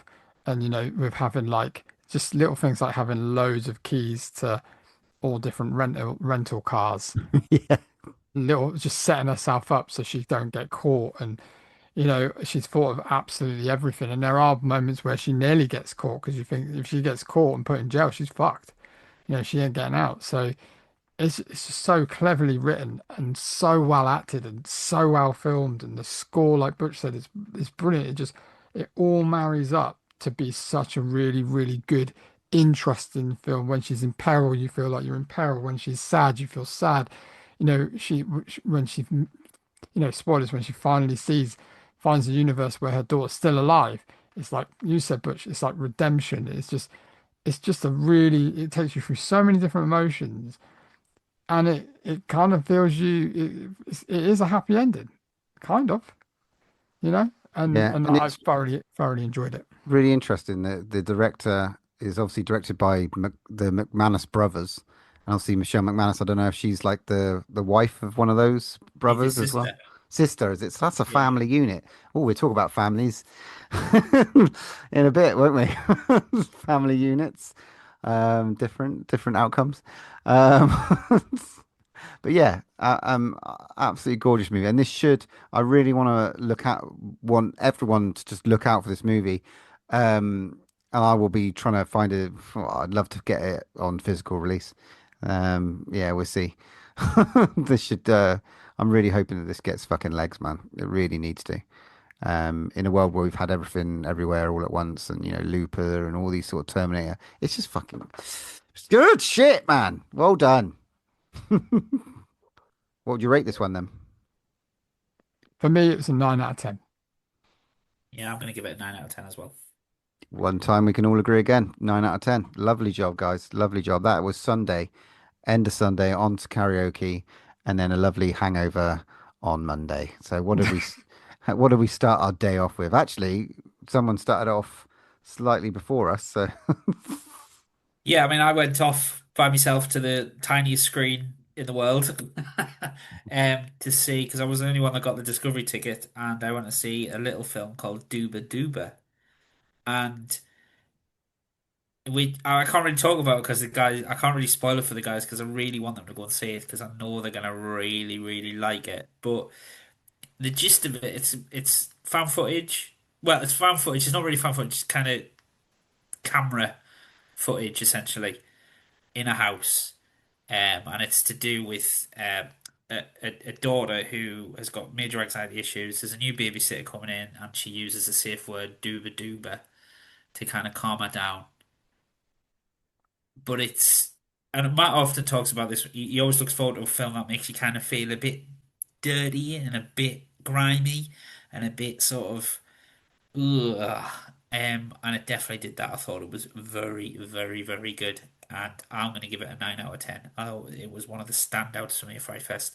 And I friggin' wish you were there to watch it with us. And just as an aside, before, just as a quick one, I had a little treat. Before that, there was a little Welsh film called The Quackening, which is about a demon duck. Pure stupidity, pure ridiculousness. But it was on for 20 minutes and it made me laugh quite a lot. So yeah, completely stupid, but that was a little treat for me as well. So what did you guys go and watch? Don't go in that house, bitch. Well, we were over in the main screen. So we went and watched Mother of Flies on the main screen. We've caught one of their movies before called Hellbender. It's the Addams Family. So they basically write, direct, produce everything in this movie. They even play the soundtrack. They've got a band that they've got together, which are really, really good to do the soundtrack to the movie. So this one is called Mother of Flies. It centers around a character. They're all basically their names. They don't really have names in the film. There's I think it revolves around Zelda, which is she's suffering with some sort of cancer, stomach cancer, and they've done every kind of thing they can do, chemo, everything. And she goes, they decide they've tried everything. The only thing she wants to try left, they find somebody that's a witch that can perform some magic stuff on her to try and eradicate this kind of cancer from her stomach. This is an extremely low budget film. They do everything themselves, the effects, the special effects, everything. What do you think, Butch? I mean, it's such an interesting story about a young woman who would basically do anything to um not to get better, and find a way. Um, the witch that they sort of visit is sort of it's so slow and so all about the imagery and all about what you're seeing on the screen, and just letting the story just fall in front of you. It's not my cup of tea. I don't think visually it was really good, and I applaud the filmmaking, and the style, and obviously uh, Toby Poser as the sort of witch was fantastic in the way, but it's not my cup of tea at all.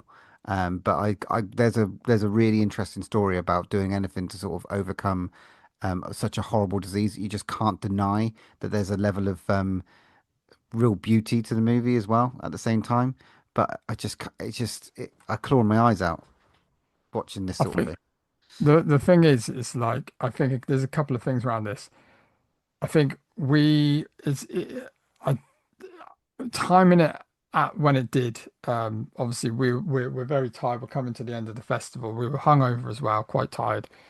And it is a very majestic film. The soundtrack, some of the soundtrack is very like atmospheric. There's a lot of real nice camera shots. It is a slow burn.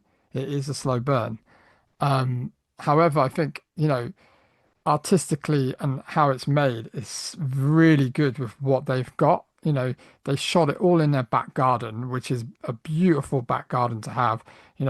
There's this beautiful house that they shot in Yeah, the woods. the woods. They use all the nature, like Butch said, the witch in it was just fantastic. The way they kind of did her flying scenes was really cool. She kind of it they must have just filmed it like I don't know, speed up time or something, but she kind of went in a circle and went up, and it was just like, it was crazy. There's also an element of real kind of substance behind this as well, because the family have gone through um, defeating cancer within the family, so it's all touched their family, and I feel like this is a real personal film for them, and it is a slow going movie, but I really actually liked it. I liked the visuals. I liked how they used it. I thought the fucking soundtrack was immense. I've got to go and seek out their band.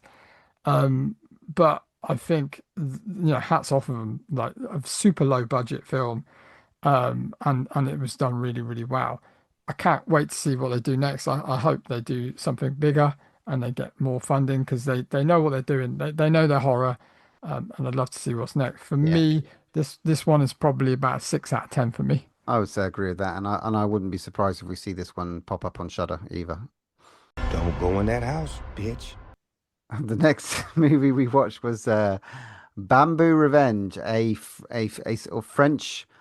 What I was going to be walking to was some kind of French extreme horror, Bamboo Revenge, or this idea of bamboo being planted underneath some people to extract information um, over a course of time. I was thinking landmine goes click and all this sorts of stuff. And there is an element to it in the end, but it took so long to fucking get there. The story of like, a sister trying to torture the people that she thinks might have done something to her. She's sort of like she's basically got the wrong end of the fucking stick. The Um, bamboo stick. the bamboo stick. And I don't know, there's a fucking good movie here, but I didn't watch it. I wanted some fucking extreme French cinema on the lines of like Switchblade Romance or Martyrs or something like that. And it just didn't go there. What I got is sort of just like a bit of a weak landmine goes click, and that's saying something. Don't think But I've ever been as disappointed. I thought it was going to be really good to the point where we were discussing discovery screens and we were like, no, this sounds really good. The concept sounds really good. I bet it's good. And I think it was about 5, 10 minutes in where you were like, what the hell? It just started badly and didn't let up. And the bamboo, it just didn't make any sense.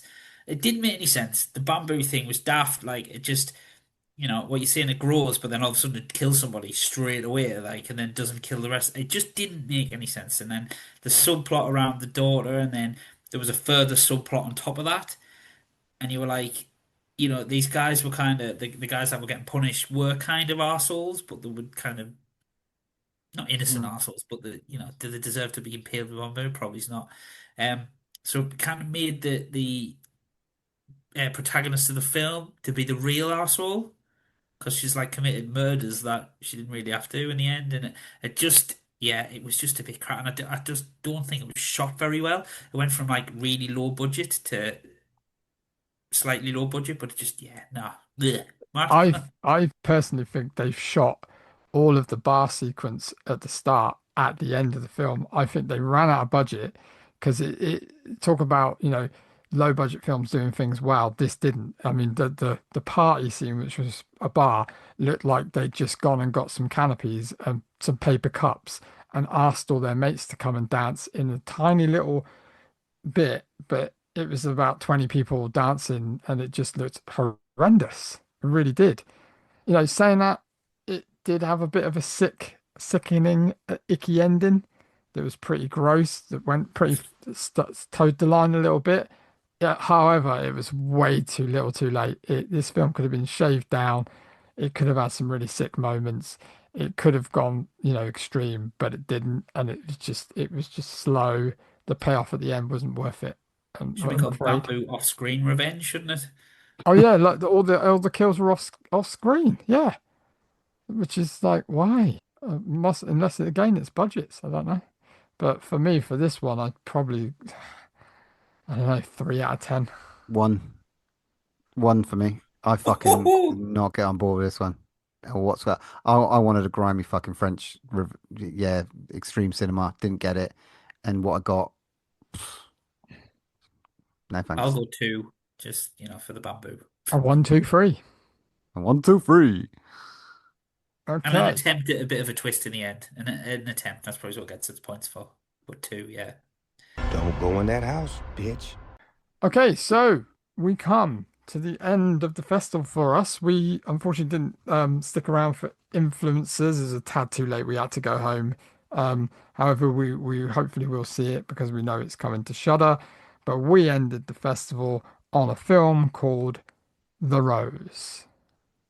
So this movie centers around a little girl called Lucy, which I thought was fantastic. Um, it opens up.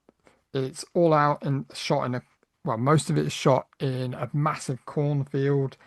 She wakes up and suddenly these masked men that look like they're straight from the strangers arrive with bags on their heads and gloves, and they're looking for something. So from the get-go, we're like, obviously these guys are looking for something, and she gets kind of entangled in with them. What did you think, guys? I mean, for me, like this is again non-linear storytelling, which I usually like to see. There was little or no dialogue in the first chapter. I don't know. For me, I didn't completely get on board with this. There was something there that was going to be good, and I didn't see it on screen really. Some of the fucking acting was just appalling, and some of the ideas just didn't go anywhere. The weird moon man in the middle of the cornfield. Sure, why not? It was some ideas on a page, which had a little girl who's fantastic in it, and a cornfield and a sort of idea that was okay. But I don't the four men, they weren't really that menacing. And like the defensive mother, I don't know. There's just a lot. It's just kind of bollocks for me. Didn't really like it. Jordy Paul? Well, I mean, I don't know about the acting. I thought the acting was quite good, but Yeah, I thought that as well. I right. So the director Seth Daly, I tell you what, props to him because he can shoot a bloody good looking film. I thought Yes. it looked Yes. beautiful. I think the way he shot it in the corn, I think the way he uses the kind of sunsets and the backdrop, I thought it was shot really really well. Obviously, it goes into chapters. You kind of get the first one through the cornrows, and that was quite tense, and I thought it was quite good the way she was kind of staying kind of one step ahead of them. The second chapter, we kind of built up her family life, and I thought that went on a bit, A if bit I'm too long, honest, wasn't it? Yeah. Yeah. and that kind of sagged in the middle. And then the third one was just, it just didn't make any sense. So Butcher's mentioned a moon man. You kind of get this as she's running through which is how I thought this film was going to go. She's running away from these murderers, and I thought she's either going to be like a vampire or something, or a demon or something like that, or there was something, or there was a monster in the cornfield that was going to take them out and help her, or something, or it's something like that. And you kind of get that. You kind of get there's a spirit in it, and it's this Moon Man thing. And I just thought from then on, when that character's introduced, and then it kind of comes to our aid at the end, it just it for me it was like I've made this film. Do I want to make a straight-laced suspense thriller or do I want to make a horror film? And I just don't think the director decided. You either Well, go down one route or you stay on the route you're already on. Um, but yeah, so I get it, but it went on. It was quite boring a lot of the time, but it wasn't the worst thing I've seen. when the director first came out, he did have some big ideas apparently, and they told him that he had to go away and do something else. Now, that kind of, for me, this film looks like that. It looks like he had massive expectations. He's like, this is what I can do, this is what I can shoot, which looked beautiful. I love the use of yellow in this film. I don't know if you noticed the guy's gloves are yellow, obviously the corn's yellow, and there's things in the houses that like clothes and stuff. Um, Shot beautifully. I actually quite like this. One downside, I would say the creation of the Moon Man was a bit kind of like, oh, what should we do? Let's paint his hands gold and put a bit of a spray painted mask. It just looked like a spray painted Lego. mask.